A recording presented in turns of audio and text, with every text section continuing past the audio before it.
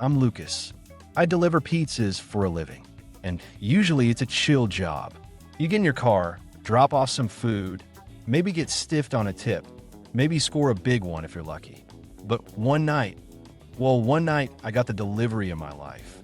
I ended up face to face with a man who people said ran half the city's underground world. The kind of guy you don't want to mess with. And somehow, I walked away not only alive, but with the biggest tip I've ever gotten. Buckle up, cause this story, it's wild. It was a Friday night, prime pizza rush. Phones ringing off the hook, ovens running nonstop. Everyone was stressed, but in that weird, fun way where you're part of the chaos. I'd already done like 6 deliveries in under an hour. My car smelled like melted cheese, pepperoni grease, and garlic breadsticks. Then I saw it. On the order screen, large supreme, extra cheese, large double pepperoni, address, Evergreen Heights, lot 12. Evergreen Heights wasn't just a neighborhood, it was the neighborhood. $1 million mansions, gates taller than my apartment building, cars that cost more than my entire lifetime earnings. I'd never delivered there before. My first thought, jackpot. Rich people, big houses, huge tips. My second thought, man, I better not screw this one up. I loaded up the pizzas, hopped in my trusty Honda Civic. Okay, maybe not so trusty, the check engine light had been on for like 6 months. But hey, it still ran. As I drove out of the city center and toward Evergreen Heights, everything changed.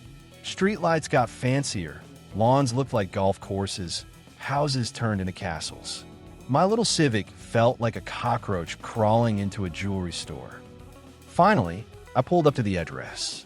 Lot 12, but calling it a lot didn't do it justice. This place looked like a fortress. Iron gates, stone walls, cameras that probably spotted me a mile away. I swear, even a mailbox looked expensive. I parked outside the gates, and that's when my nerves started kicking in. Who the heck lives here? There was an intercom on the gate. I pressed the button, trying to sound professional. Hi, pizza delivery for lot 12. There was a long pause. Too long.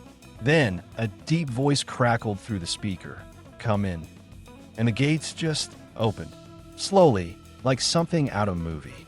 My heart was pounding, but I drove in. The driveway felt like it went on forever, lined with perfectly trimmed hedges and statues that probably cost more than my car. At the end, I saw the house, no mansion, giant, with columns, lights shining up the walls. The kind of place you only see in movies where the rich villain lives. I grabbed the pizzas and walked up to the front door. Knocked once. My hands were shaking, but I told myself, relax, it's just a delivery. The door opened, and there he was, Archie. I'd never met him before, but I recognized him instantly. Everybody did. Slick back hair, a suit so sharp it looked like it could cut glass, eyes that could freeze you on the spot. People whispered about Archie all the time. How he had connections, how he controlled businesses, how people who crossed him didn't last long. And now he was standing 3 feet in front of me, staring right at me. I just froze, completely forgot how to speak. My brain was screaming, say something, idiot, but my mouth didn't get the memo. I just stood there like a mannequin, holding the pizza bag. Archie didn't say anything at first. He just looked at me, not blinking, not smiling, just staring, like he was reading every secret I'd ever had. 10 seconds, 20 seconds, I swear a full minute went by. My palms were sweaty, my knees felt weak, arms were heavy. Yeah, you get the picture. Finally, I managed to squeak out. Pizzas? Smooth, right? Real smooth. Archie finally reached out, took the boxes, and set them on a table by the door. Then he turned back to me. My heart was pounding so loud, I thought he could hear it. Then Archie spoke. His voice was low, calm, but powerful. Relax, kid. I'm not going to hurt you. I wanted to laugh, but I was too terrified. Hurt me? I was just hoping not to faint right there. He pulled out his wallet, and instead of fumbling with cash, he casually slid out a crisp $100 bill, handed it to me like it was a $5. Keep the change. I stared at the bill, my jaw on the floor. $100. For 2 pizzas, I probably looked like I'd just seen an alien. All I could do was nod like an idiot. Thank you, sir. I backed away slowly, clutching the money like it was a golden ticket. My legs were shaking so badly, I was surprised I didn't trip down the steps. Got into my Civic, shut the door, and just sat there for a second, breathing like I'd run a marathon. Then I drove out of there as fast as I could without looking suspicious. The gates closed behind me, and only then did I feel like I could finally relax. I looked down at the $100 bill in my hand and just started laughing. Nervous, hysterical laughter. Did that really just happen? Did I really survive delivering to Archie, the Archie, and walk away with $100? Here's the thing. I'd always imagined Archie as this monster. Dangerous, untouchable, and yeah, he was intimidating as hell.